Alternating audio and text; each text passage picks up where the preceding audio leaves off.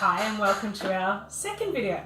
Today we're looking at foods, treats, water, kind of different things. It's a controversial subject as a lot of people have different ideas of what can be fed and what can't be fed. So today we're just going to go through what we feed our mischief. We've got 10 girls and we've got 2 boys. So I'm just going through and show you what we do. So our main staple for our rats is Rodent Origins.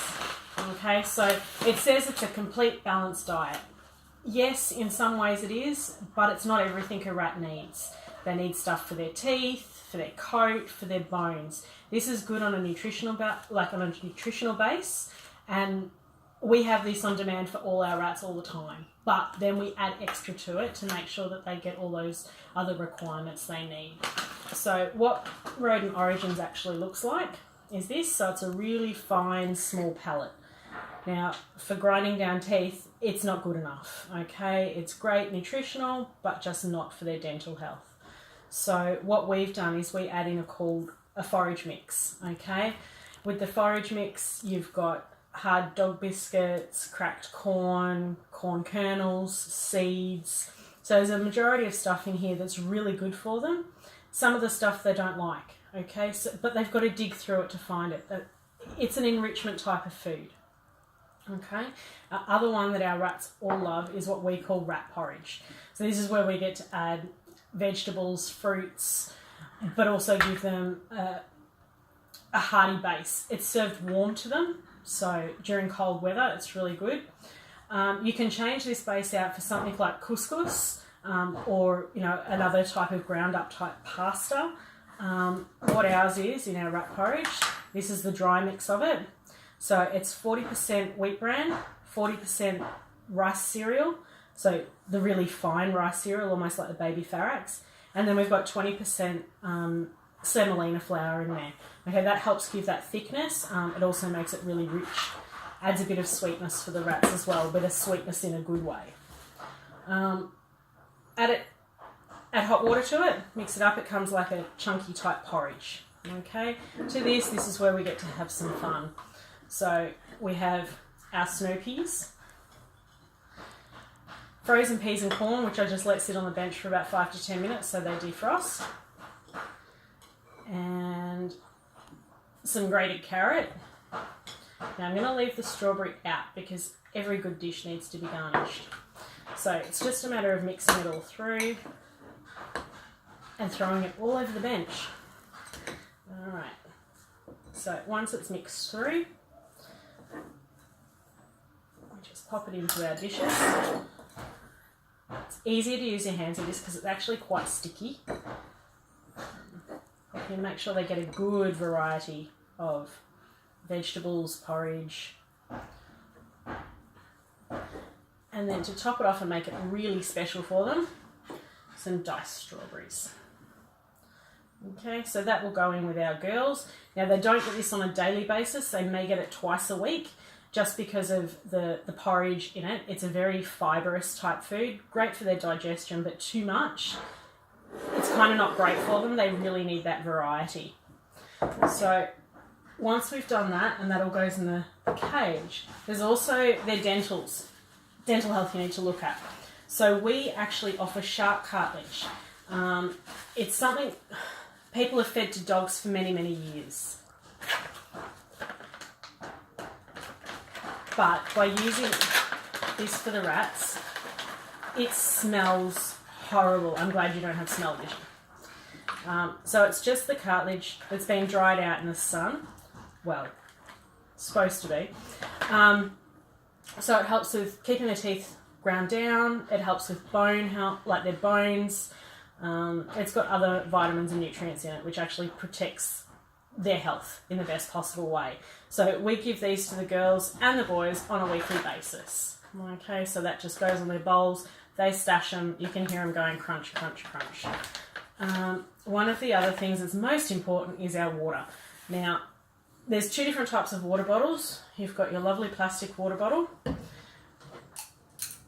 you've also got a glass water bottle. Now, there's 2 schools with this. Some people like their plastic, some people like their glass. Water bottles, I'm not a fan of either, but they're the most cleanest way to keep water in the rats' cages. They leak, they stop working, you've got to maintain them. We have 3 in our girls' cage and we have 2 in our boys' cage, just so if one malfunctions, there's another source of water for them. One of the bottles we also add a mineral to. So it's a small animal vitamin drop. It comes in 2 different varieties. They're exactly the same, they're just made by somebody else. We put 1 bottle of this in there once a week. So if they drink the full bottle and it's before the end of the week, it just gets filled with plain water. Then the following Sunday, they get a brand new one of the vitamin water. So it's just a matter of putting half a dozen drops into your bottle. It's really cool because you can see where the water level is with this one. Pop your lids on. Now, to try and stop your bottles from leaking, the best way to do it is make sure they're tight, but there's also a fill guide on them. They're there kind of for a reason. If you overfill them, that's when you can not get enough air suction behind it and it'll actually let the water just drip out. Because I've got a mineral in there, I'm just going to shake the bottle. Okay. With your plastic ones, squeeze the bottle first. Sorry, that was really candid. Squeeze the bottle quite significantly, then invert the bottle and let go. What this does actually puts a suction in there so the water doesn't drip. When you mount them in the cage, try and have them as straight as possible. This is an outside cage bottle, so the cage would be sitting here. Okay, try and tie it as close to the cage as possible. The more lean you have on it, the more chance there is of dripping.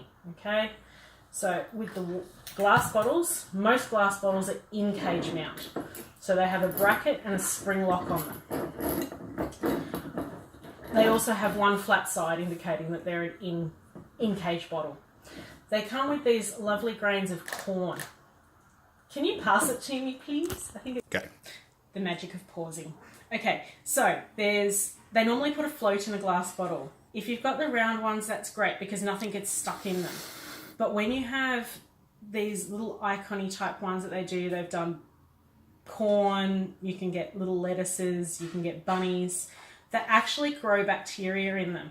So I've let this one actually sit so you can see it. Now I've scrubbed this with an actual bottle scrubber and you can see the black. This is a bacteria and it's not great for the animal's health. It goes up into the end. So my personal opinion is with these, throw them out. If you've got the round ball in there, keep it. But anything that's grooved, it's bin worthy. So get rid of it. Okay. Glass bottles also grow more bacteria, I find, on the inside, so make sure you've got a really good baby bottle washer, hot water. If you don't, rice and vinegar, and just shake it really hard and it'll actually scrape all the inside out.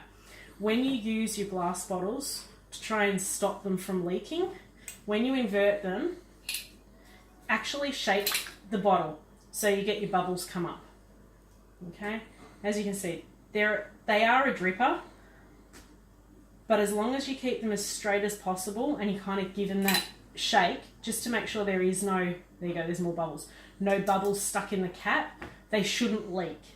Okay? If you're using them for medications like we do, they occasionally do clog up. Okay, so you may have to go back in an hour or so later, give them a good shake and put them back in. All right, so Rob's now going to go through some of the enrichments that we also add to the cage when we do a full cage feed, just so that they've got something to forage and find